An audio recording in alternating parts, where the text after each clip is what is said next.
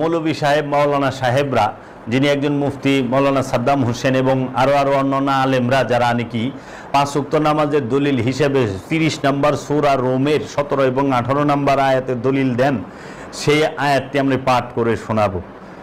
ফাসুবহানাল্লাহি হিনা তুমসুনা ওয়া হিনা তুসবিহুনা। এর অর্থ হুবহু অর্থ হচ্ছে, সুতরাং তোমরা সন্ধ্যা ও সকালে আল্লাহর পবিত্র তথা তাসবিহ পাঠ করো, আল্লাহর পবিত্রতা তথা তাসবিহ পাঠ করো। আচ্ছা, এখানে দেখি তো 17 নম্বর আয়াতে সালাত শব্দটা আছে নাকি?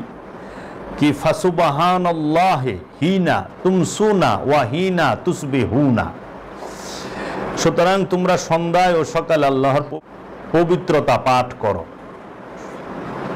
এই সারা কোরআনে আরবি আয়াতে আছে সুবহানাল্লাহি হিনা তুমসুনা ওয়া হিনা তুসবিহুনা। দেখেন তো এইখানে কি সালাত শব্দটা আছে আরবিতে? নাই।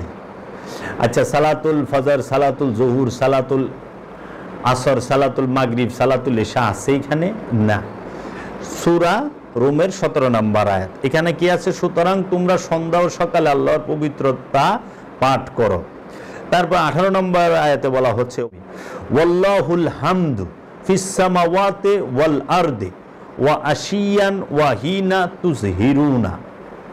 এই সারা আয়াতে সালাত শব্দটা আছে?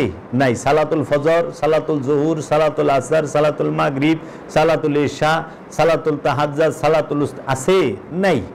তাহলে ওয়াল্লাহু হামদু এবং তাহার জন্য এই সকল প্রশংসা, ফিস সামাওয়াতে আকাশসমূহ, ওয়াল এবং আরদে পৃথিবীর, ওয়া এবং আশিয়ান রাতের বেলায়, ওয়াহিনা তুজহিরুনা এবং দুপুরের বেলায়।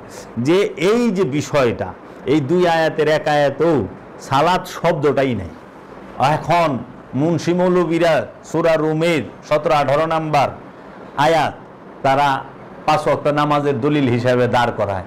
ওই যে এনে পাইছে রাতের বেলায় এবং দুপুরের বেলায়, আবিষ্কার করে দিবনি। এখন আমি অন্য অন্য অনুবাদ দেখি, আমি এইটার অনুবাদটা দেখাইলাম কালান্দার বাবা জাহাঙ্গীর বা ইমান আল সুরেশ্বরীর লিখিত কোরআনুল মাজিদ থেকে, অনুবাদকৃত কোরআনুল মাজিদ থেকে। এখন আমি দেখাবো হচ্ছে আপনাকে এই কোরআনুল করিম বাংলা তাফসীর ডক্টর মুহাম্মদ মুজিবুর রহমান স্যারের কোরআন থেকে।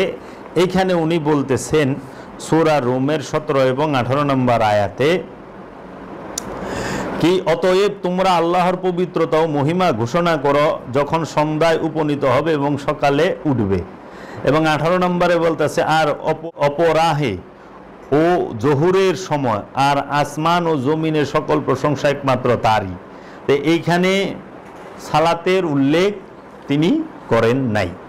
আচ্ছা, ইসলামিক ফাউন্ডেশন এই কোরআনুল করিম উনি কি করেছেন, যে সুতরাং তোমরা আল্লাহর পবিত্রতা ও মহিমা ঘোষণা করো সন্ধ্যায় ও প্রভাতে। 18 নম্বর আয়াতে বলছেন, এবং অপরাহে ও জোহরের সময় আর আকাশ ও পৃথিবীতে সকল প্রশংসা তো তারই। এটাও ঠিক একই রকমই করেছেন। এখন সৌদি আরবের মারিফুল কোরআন 17 নম্বর আয়াতে করছেন, অতএব তোমরা আল্লাহর পবিত্রতা স্মরণ করো সন্ধ্যায় ও সকালে এবং অপর রাহেব ও মধ্যাহ্নে, নবমণ্ডল ও ভূমণ্ডলের তারই প্রশংসা। আচ্ছা, মাওলানা আশরাফ আলী থানভী সূরা রুমের 17 এবং 18 নম্বর আয়াতের অনুবাদ করেছেন কি, ফাসুবহানাল্লাহি হিনা তুমসুনা ওয়া হিনা তুসবিহুনা। সুতরাং যখন তোমাদের সন্ধ্যা হয় এবং যখন তোমাদের সকাল হয় তখন তোমরা আল্লাহর তাসবিহ করো। ওয়া লাহুল হামদু ফিস সামাওয়াতি ওয়াল আরদি ওয়া আশিয়া ওয়া হিনা তুজহিরুন। আসমান ও জমিনের সকল প্রশংসাই তার জন্য, তোমরা সন্ধ্যায় ও যখন তোমাদের কাছে জোহরের সময় এসে যায় তখন তার তাসবিহ করো।